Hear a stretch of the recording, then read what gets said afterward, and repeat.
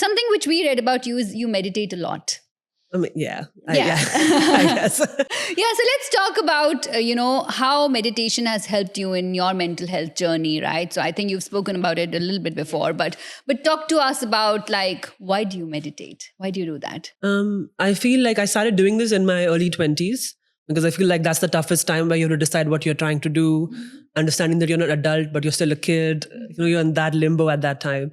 So I was brought into this yoga center by my mom that, like, just try this.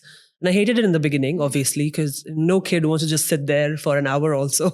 But eventually I realized by forcibly doing it in the beginning that, like, there is a point where I can not think about something or not overthink.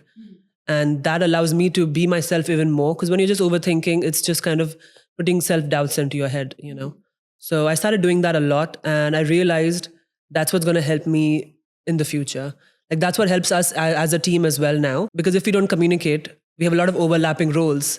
It is going to cause problems. Yeah. So I feel just focusing on your mental health and focusing on yourself helps with all aspects of your life. So that's why I do it, because I feel it's honestly the most important, more than any other kind of health. And I think it also goes often unseen, unfortunately.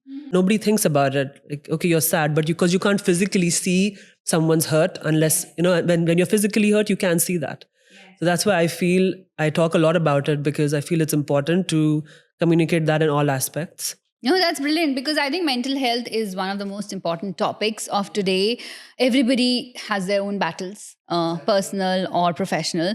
Everybody is going through some sort of stress, right? But people don't often ask for help. People don't often ask for therapy. People don't often discuss it with friends. So I think people like you who are ambassadors of talking of it helps other people to just, okay, maybe I'm going through this. Maybe I need to go to see a therapist. Maybe I need to just talk it out with a friend. Yeah, like many friends have just spoken to me about it because I shared this.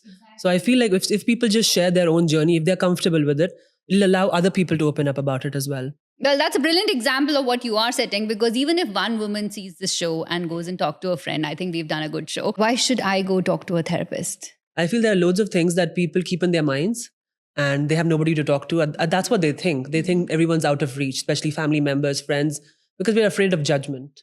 And I feel therapy is a space where there is no judgment. And that's their job, to do that for you, to sit and think and listen to your thoughts. That's when you realize the things that you're thinking about yourself and all the judgment that surrounds you is actually coming from within. Your therapist allows you to kind of put that in order and realize that, maybe what you're thinking about people is your own judgment. Because sometimes it's just a reflection of what we think of ourselves. Like, we think, oh, that person must think this of me, because in reality, I think this of me. But nobody thinks that deep. Nobody's going there yet. But a therapist helps you get there.